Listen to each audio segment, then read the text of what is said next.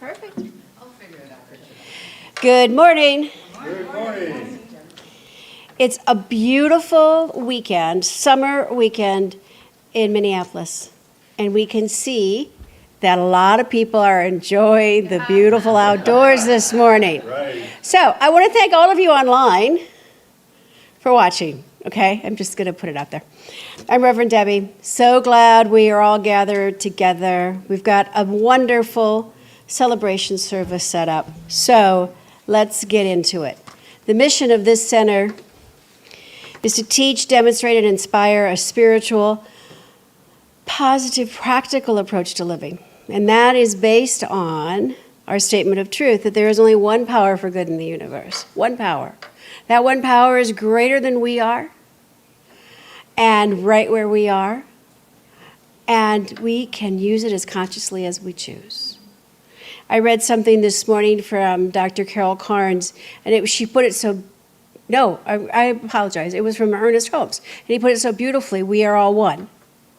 We are all individualized, but yet we need to all recognize that we need to be in union with each other. And that's what this teaching is about, empowering our individualized expression while staying in union within the community and well beyond. And so it is with that I would like to introduce our musicians today, because Carl, part of our house band, has Vicki Mountain with him this morning. So welcome, Vicki and Carl. Good morning, good morning.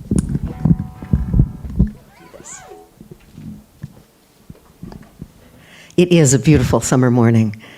I've got something to say about that later as well. I'm a very ordinary girl trying to make sense of this crazy world, doing unto others as I'd like to have the doing unto me. When I see a very lonely soul, to be kind becomes my only goal. I'll feel so much better when I tell them my philosophy. See, one, two, I want to be happy, but I won't be happy till I make you happy too. Life's really worth living when you are mirth-giving. Why can't I bring some to you? When skies are gray and you're feeling so blue, I'll bring that sunshine down for you. 'Cause I want to be happy, but I won't be happy till I make you happy too.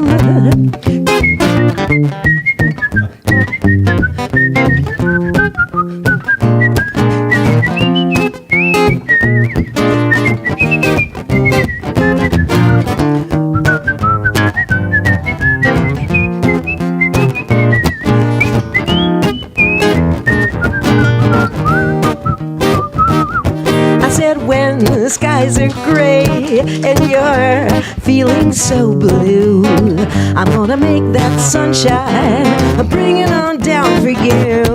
'Cause I want to be happy, but I won't be happy till I make you happy too. Happy too. Happy too. I wanna make you happy. Happy too.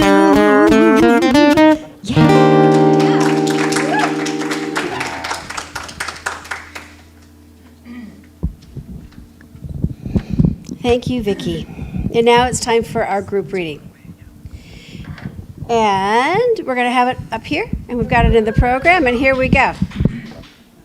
We bought some new audio equipment, you guys, a new visual thing, so. All right, here we go. Say with me, I am ready to deepen my conviction in the power and the presence for good. I am ready to apply it in my daily life. I am ready to receive God's highest blessings. I am ready to live from a higher level of beingness. And I am ready to be a transformative light in the world. And so it is. Whew. Okay. Now is time for us to light the flames of faith, which is one more way that we bring it all together. It's one more way that we honor how we are all united at a given light. So we are going to honor some of the more recognizable paths to the one. Got it, girl? Yeah, you got it. Yeah, no, you got the button. Oh, you got a button. We're USB candle here. There we go. All right, so we are going to light the flame. We're going to light the candle for the Tao, honoring the universal path of harmony, equilibrium, and the natural way. Okay. Don't be mean.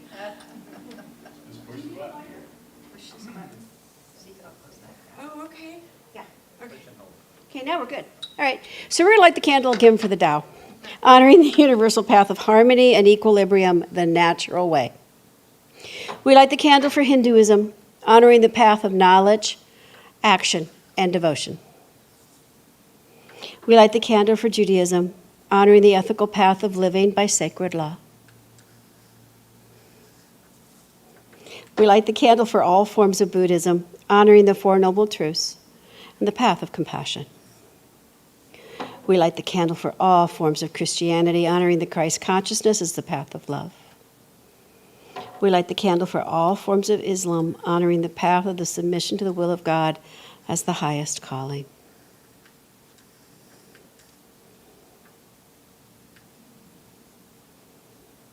A round of applause.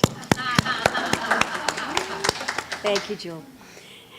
And now I invite all of us to take that wonderful breath and let us just recognize that flame within, that new thought flame that recognizes God and I are one, because that is the only thing that is. The wholeness, the completeness, the pure joy of life. Thank you all.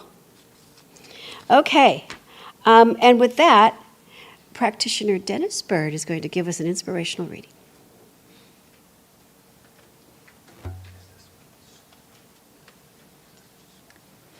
Good morning.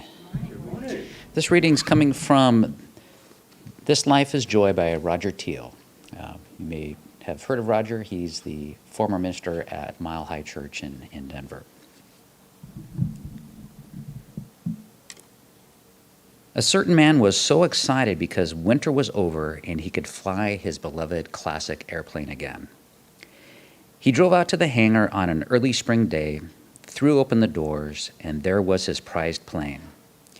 It was an older single-engine plane that had a control stick rather than a wheel. He had the engine all tuned up and was ready to go. He rolled the plane out of the hangar, revved up the engine, and delighted at its beautiful purr, then taxied to the runway. His takeoff was perfect. He enjoyed the climb and rejoiced that he finally had good weather for flying. All of a sudden, the control stick started to wobble dangerously. He checked out everything he could think of, but wasn't able to solve this dilemma. I've never experienced this before, he thought. The control stick continued to wobble, then it came to him, what if something crawled into the tail section, and what if it's chewing on the control cord that runs from the control stick to the flaps and rudder? If this is what's going on and the lines get severed, I'll lose control of the plane and probably crash. I could be in deep trouble here. Then in a flash of inspiration, he pulled that control stick back as far as he could, sending his plane into a steep climb. He climbed and climbed until the engine began to sputter and he began to get dizzy. Just then, he noticed that the wobbling of the control stick ceased. So he leveled off, carefully brought his plane around, and came in for a soft landing. He taxied over to the hangar and shut down the engine. He got out and removed a little panel on the side of the tail section, looked inside, and sure enough, there were 3 rats in the tail section, each suffocated during that high-altitude climb. And sure enough, one of the control lines was gnawed nearly in half, He just barely made it back safely. I love the moral to the story. If you want to stop the rats from chewing at your control cords, you got to climb higher. If there's anything that chews on the control cords of our lives, it's ignored or unresolved conflicts and the wounds they so often inflict. A key opening into life mastery beckons to the one who is ready to climb higher from the lift provided by conflict. This opening is imbued with unequaled power. It is understanding and surrendering to the power of forgiving.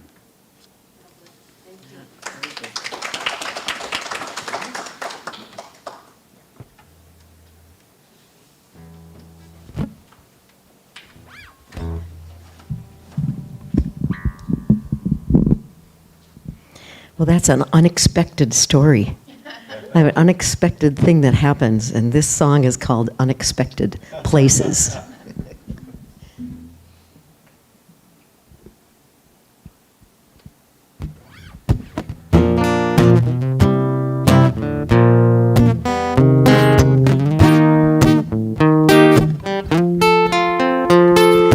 God put wonder in my soul, watching the sun rise over the street. Morning colors dress the stone and the steel, and I learn again to see. God made music for me to hear when I'm sad and all alone. Turn the radio on, play me another song. It's not long till I feel home. The light shines down on this whole world, on 100 billion faces. And God will meet you anywhere in unexpected places. In unexpected places.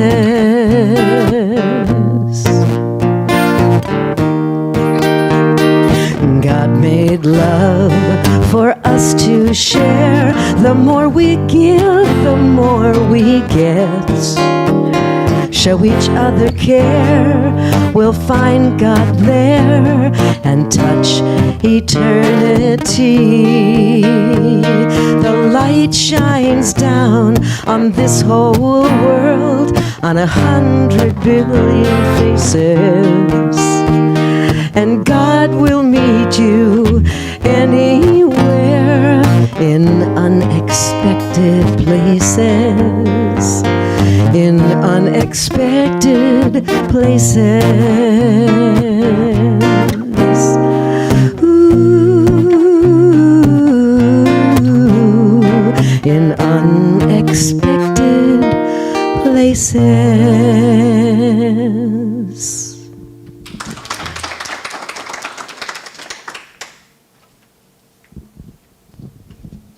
Okay, now it's time for the main act. Reverend Joanne, come and bless us.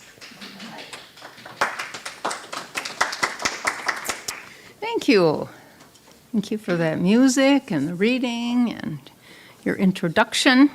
This month we've been talking about exploring ideas of consistently and regularly working to stay on this pathway of God's plenty. You know, walking the path with God, all good. We're talking about a journey of the joy of spirit, spirit experiencing life in, through, and as its creation. We're talking about the idea of conscious creation. Our minds are creative. So that's kind of what we're talking about. We've used a couple different books, Mae McCarthy's book called The Path to Wealth and Wallace Wattles' book, The Science of Getting Rich.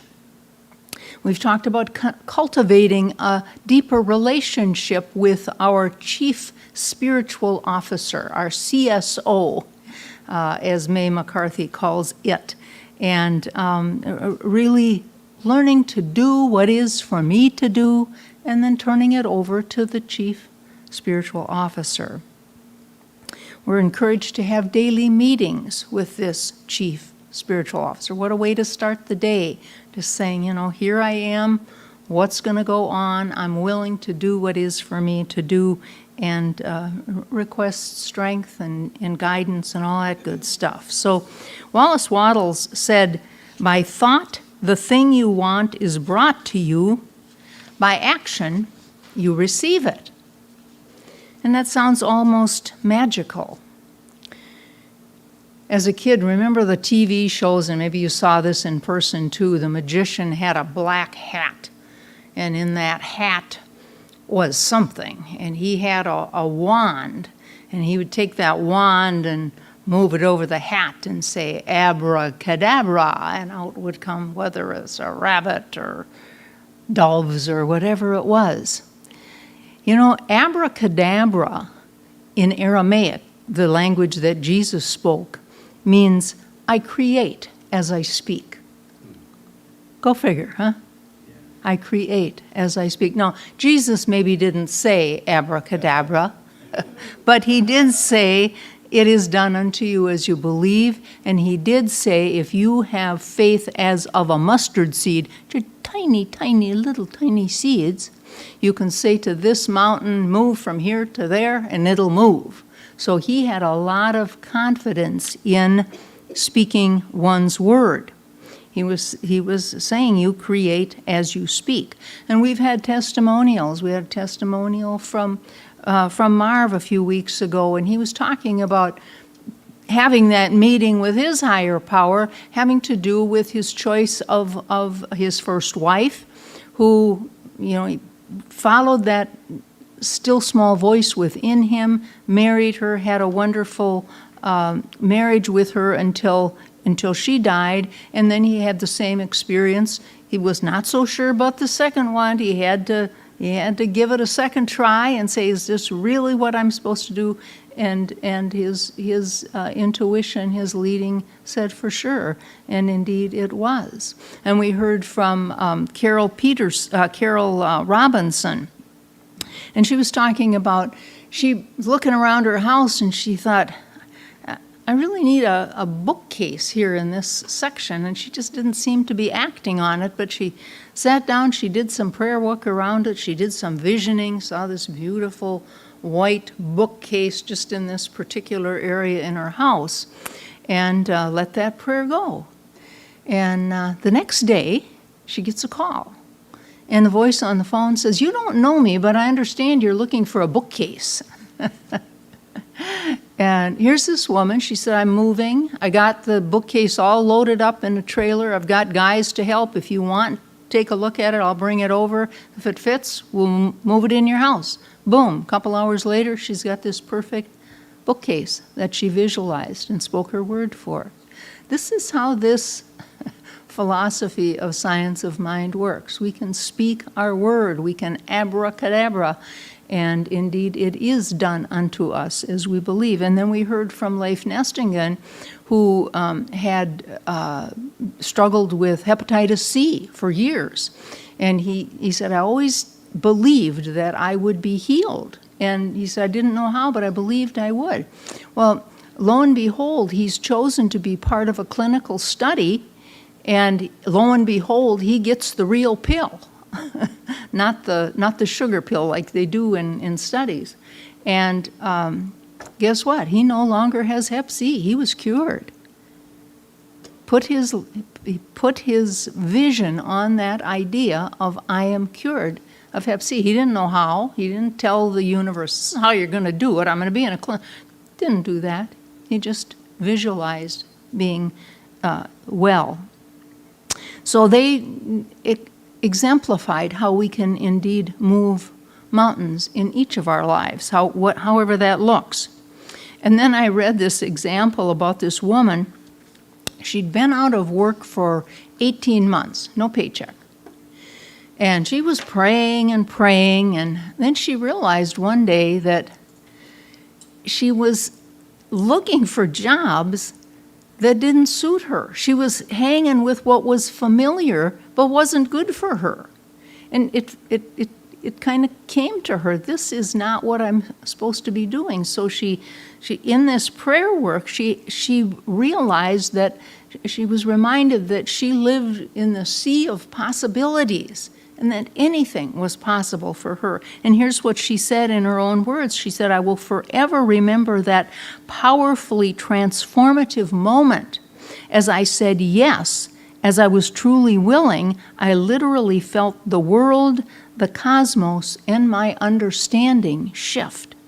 Something within me gave way, and I had a direct experience of wholeness, abundance, and a prosperity in a way I never knew was possible. Now, this is before she did anything. She was sitting in prayer, and all of a sudden she came to this realization that she was approaching this in a way that she was looking back, trying to do what was familiar, not looking at possibilities. She said, my fear evaporated as I stood rock solid in my faith. I had a surety of just how supported and empowered I was. Not surprisingly, with this powerful shift in my consciousness, everything around me also shifted. And within 2 weeks, I had a dream job. Now, I find that peace, everything around me also shifted.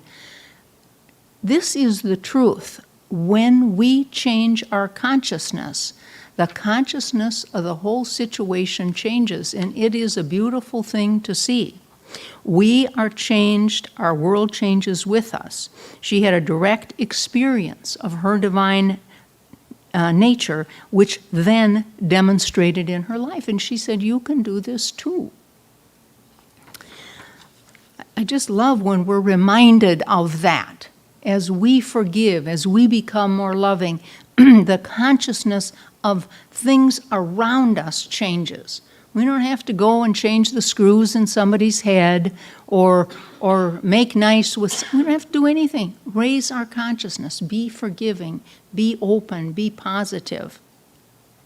So today we're going to explore an important ingredient to give us the freedom to do those things I mentioned, to walk that path with God, to feel that Spirit in, through, and as us, and to practice the conscious creation.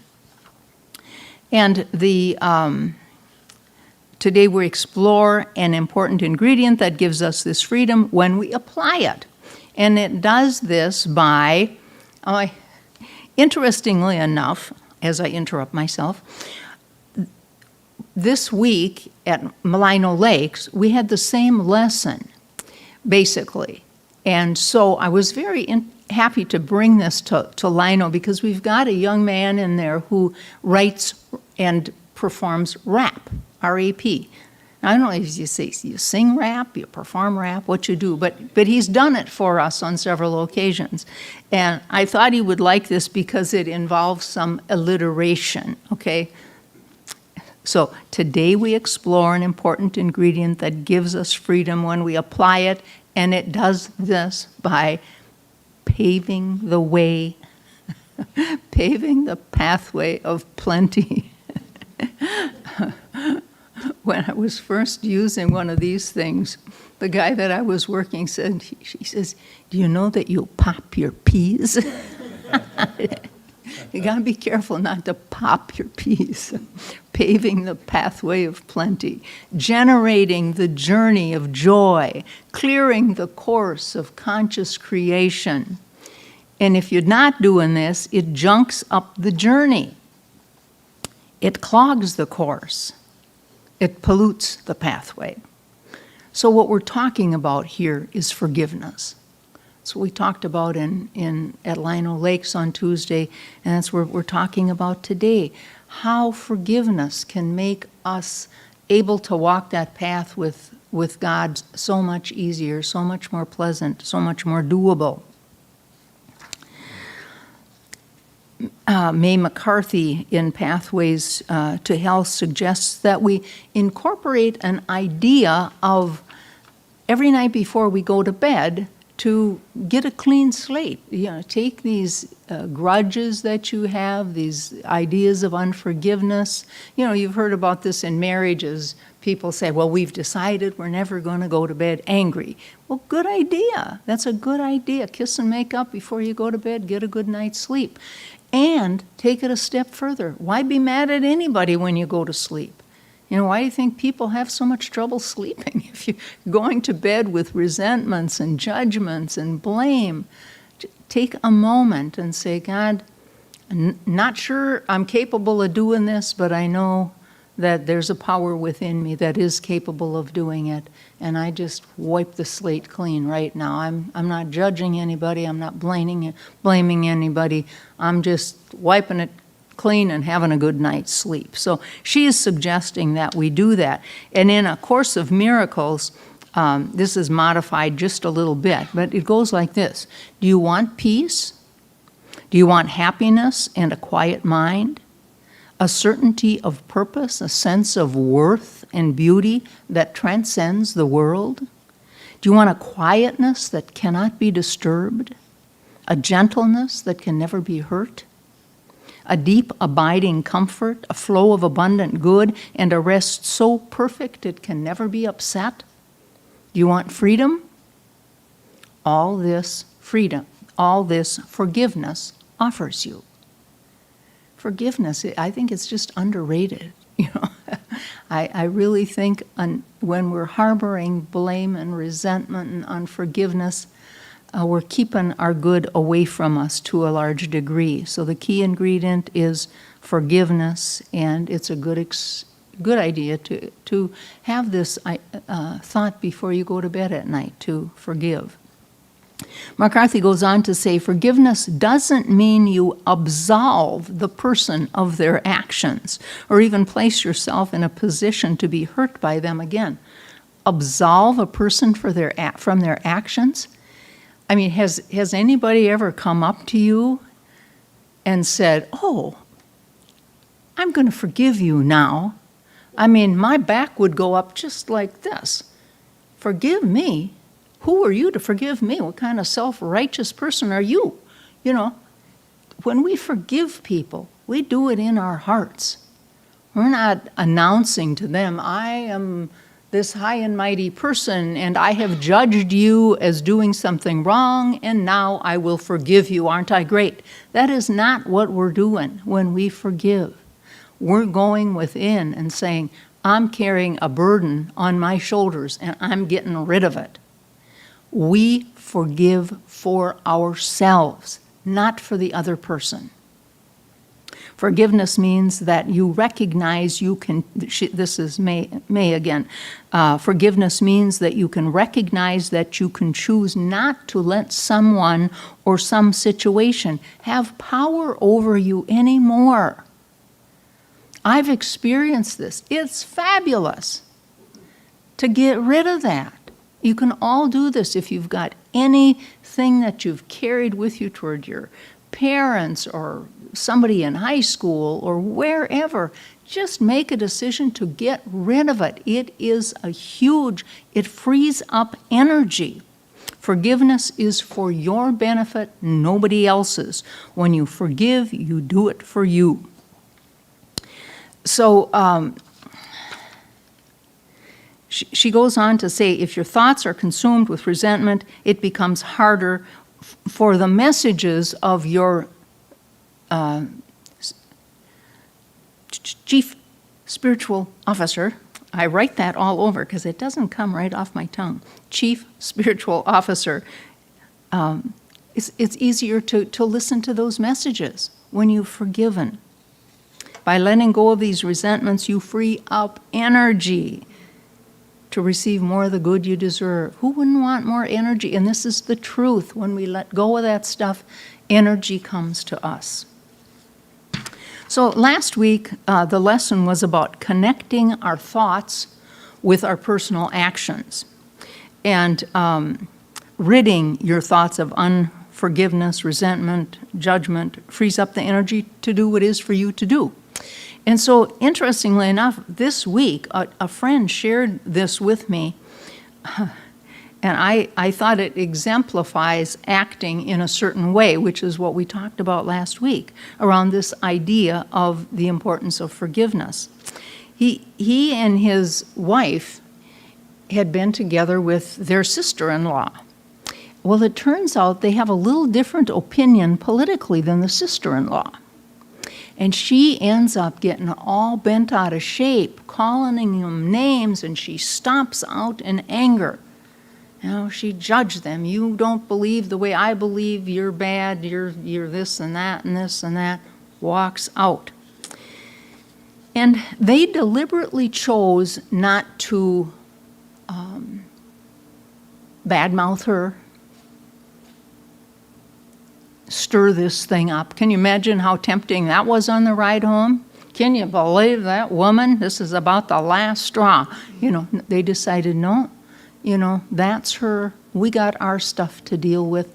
Let's take the high road. And when I thought of this, I thought of that reading that Dennis did. This was them taking that stick and moving higher. And here's what happened. They decided to, you know, bless her instead of blame her or gossip about her. And he also decided then to do something, to act, to do a certain kind of action. And that was, his new hobby was to do some of this ancestry search stuff. And so he goes, takes her name, and does an ancestry search on her ancestors. And I don't know if any of you have done this, but I know people who do it, and it takes a lot of time and effort. And so he did a lot of work on this, and he made a little booklet for her with all this information about her ancestors. And he sent it in the mail to her, didn't send a message saying, oh, by the way, I do forgive you. No. Sent this beautiful booklet about her ancestors. And she loved it. She just loved it. She couldn't hardly believe that he had gone to all that work, and, you know, it gave her information she never had before. It opened her mind to, you know, her background, and it was great. So you can imagine what that did for their relationship without them saying, oh, by the way, we've decided to forgive you for being such a jerk. That doesn't work. This forgiveness is inside, and when we get our thoughts right about that, deciding to let it go, be forgiving, then we can let our actions do something, then certain actions. And in this case, was just perfect. He just reached out and did something kind for her. And I share these testimonials to remind you how practical our philosophy of science of mind is. These things are practical, and when we put them to work in our lives, that's when we can walk the path with God. That's when we can open ourselves to that power within. That's when we can change things by changing our thinking. There's a power for good in the universe, and you can consciously use it. And I've got two other stories. One of them is a little story, so it doesn't count. But it's also, they're both from Roger Teal's book that Dennis read from. First one is about Abraham Lincoln. He was told by this woman, she heard that he said some kind things about his enemies, okay? And she said to him, you should be destroying your enemies. And he said, Madam, do I not destroy my enemies when I make them my friends? The guy had something going there. So he didn't believe in simmering. I mean, he was an unbelievable guy, the challenges he had and how he just kept his humble nature and did the right thing, the thing that he thought was the right thing all along. He didn't believe in harboring hate. And of course, he believed in making friends of his enemies. And he was the kind of guy, too, that when if I got this right, I think when he formed his cabinet, he took people that were not in step with him politically. Takes a lot of guts to do that. Okay, my last story I think was also from this book. It's about a guy named Ari Arayarotin. And he was a guy in Sri Lanka. In 1958, he formed a movement called Sarvodaya, and that means welfare for all or an awakening of all. And his idea was to bring power back to the villages and to help them lift themselves up by their bootstrings. And it was an indigenous organization, and they also then, after the tsunami of 2004, they've been working diligently to make repairs in that instance. But when he started this movement, he learned that there was going to be an assassination attempt on his life the next night. He was going to speak at a Buddhist gathering place, Buddhist center. So what does he do? In the dead of night, he goes to the house of the guy that he has heard is going to be his assassin. It's a guy by the name of Chopi. Dead of night, goes over to his house, knocks on the door. Chopi answers. And Ari Arayaratne says, "Hi, I'm Ari Arayaratne. I'm the guy that you're supposed to assassinate tomorrow night in the Buddhist temple." And he said, "I am here to ask you not to do that, not to kill me in that temple, because why should it be desecrated by the blood of a beggar like me?" He said, "Kill me here instantly." Can you imagine the audacity of this guy to do that? And I would guess he was willing to die right then and there. So this Chopi looked at him, gazed into the eyes of this science teacher turned reformer turned mystic, and he said, "I can't kill you." And what happened then is at that very moment, Chopi changed, and he became a great admirer and supporter of Arayaratne. Don't you love that story? Stuff happens. You know, when we decide to go to our higher power and say, you know, I want to do the right thing, I want to step out, do the right thing, consciousness is raised, and obviously in this case, the consciousness of Chopi was raised as well. So the title of my message today was Freedom to Walk the Path. And of course, we're talking about forgiveness being a key ingredient to walking that path. And we just know that when we do that, the consciousness of the whole situation gets raised up. So I'm going to ask you to take a deep breath, if you like, and I'm going to do a spiritual mind treatment around these words.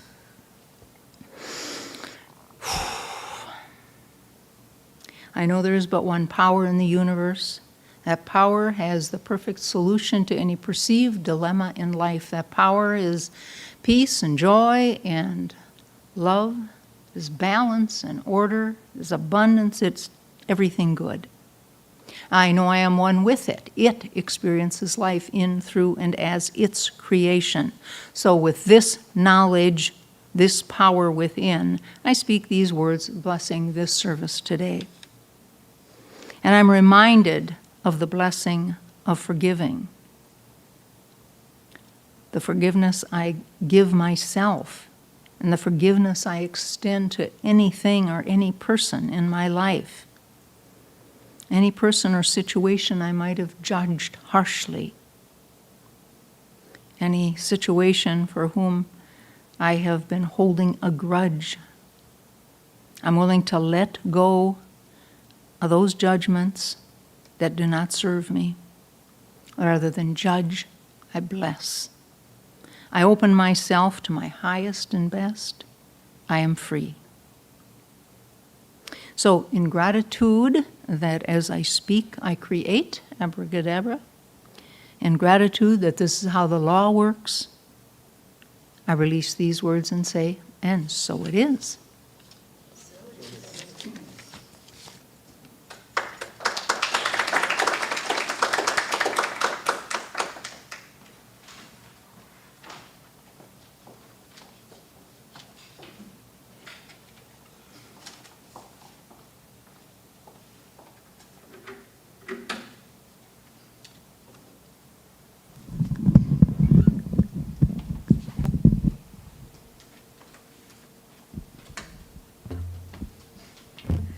think this will pull this all together too.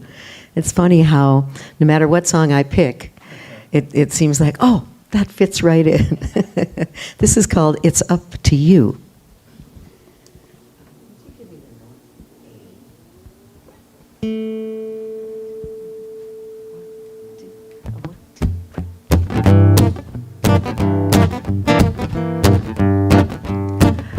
Hold on, listen to the voice deep inside of you. Stay strong when you make a choice. Think before you do. Stick to your point of view.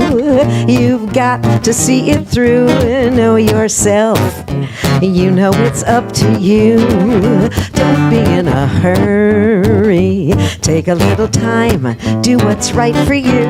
You will see nobody but you really has a clue which way is best for you in everything you do. Trust yourself. You know it's up to you.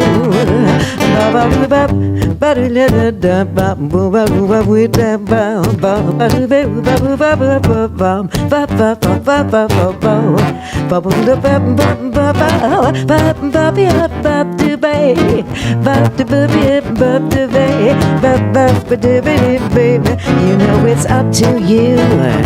If you start to feel small just because of what people say or do, stand tall. Nobody will dare walk all over you. It's absolutely true. Time for a quick review. Be yourself.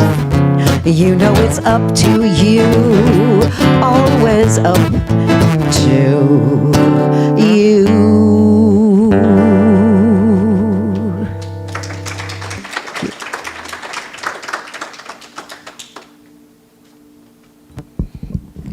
And it is always up to us, isn't it? Just love it. Okay, now is our time for conscious giving.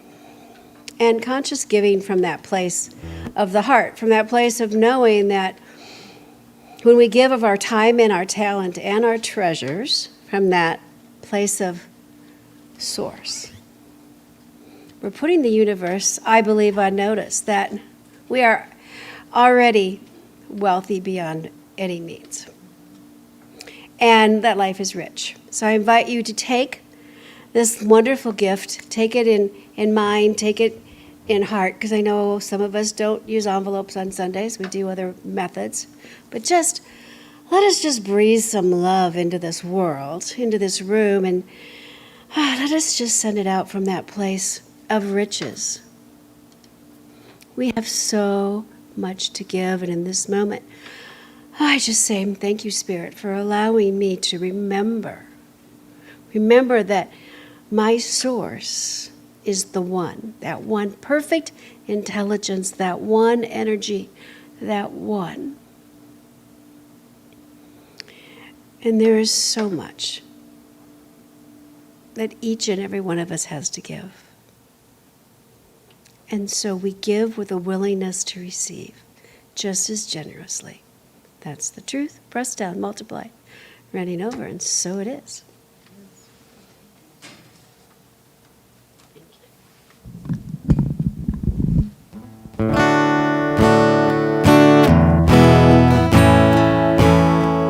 I am so blessed. I am so blessed. I am so grateful for all that I have. I am so blessed. I am so blessed. I am so grateful. I am so blessed. I am so blessed. I am so blessed. I am so grateful for all that I have. I am so blessed. I am so blessed. I am so grateful for all that I have. I am so blessed. I am so blessed. I am so grateful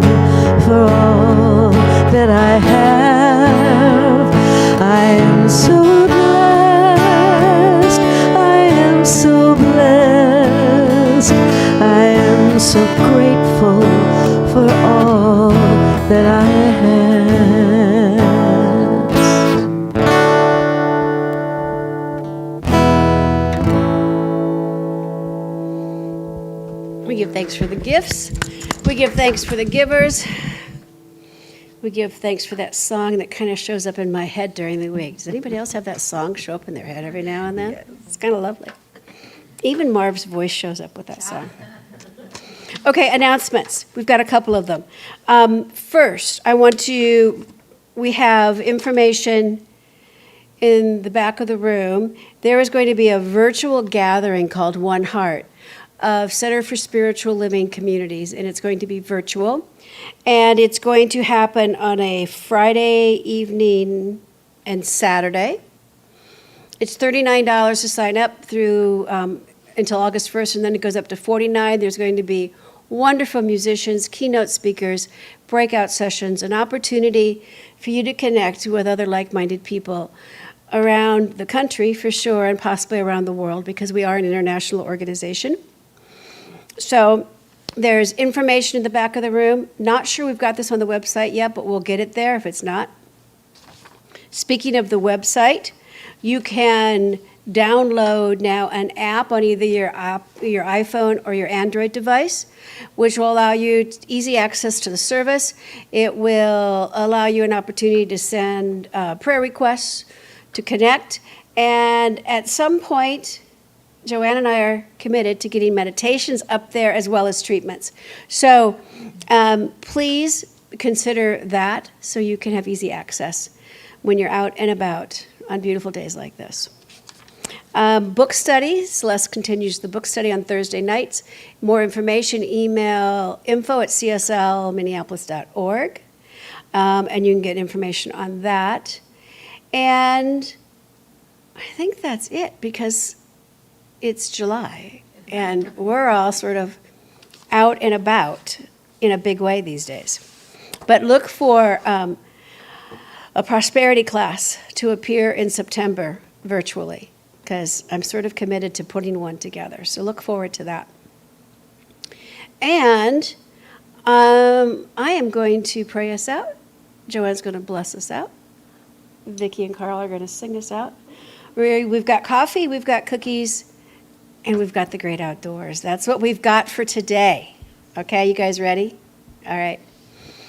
All right, so I just take a breath. I invite you to breathe with me. Let us just breathe. Let us just move our arms and get back into that body temple and just recognize the glory of the one, the glory of the knowing that all is well in this moment and all will be well, despite any appearance of otherwise, because in this moment we just breathe together into that oneness.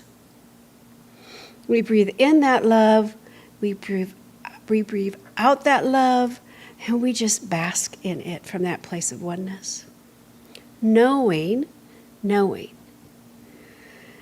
that we are willing to be willing to forgive. We are willing to be willing to aim higher.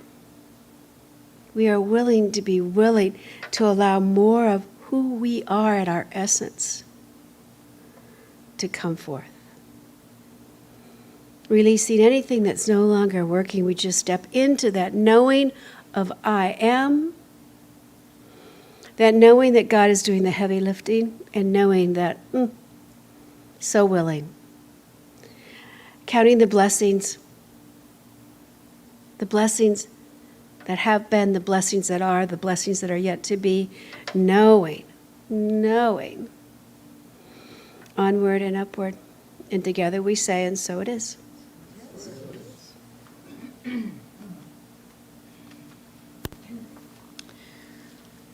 I'll leave you with this blessing. May you be at peace. May you know the beauty of your own true nature. May your heart be open.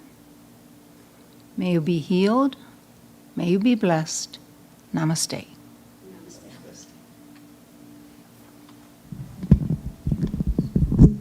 I loved what you said earlier about a solution. Forgiveness is a solution. And I wrote these lyrics. A friend of mine wrote a song that he titled Lead Us Through the Danger. And I retitled it, it's called Soul Solution.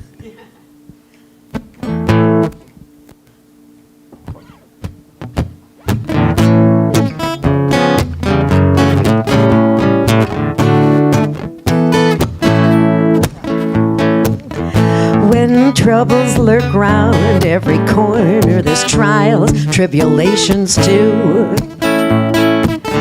Through the twisting and turning and burning, conspire against all you do. Hey, perceptions change direction. If you look down deep inside, you will find that you've got a soul solution that'll lead you through these dangerous times. Tell it, Carl.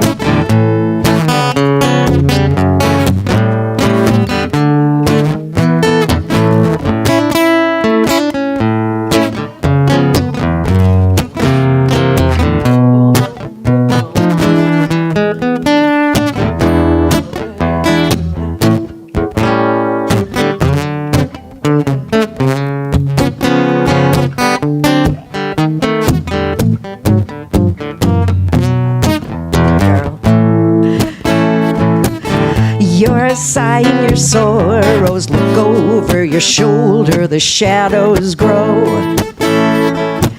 You've got to gather your gumption, pull yourself from the mire, fight that foe.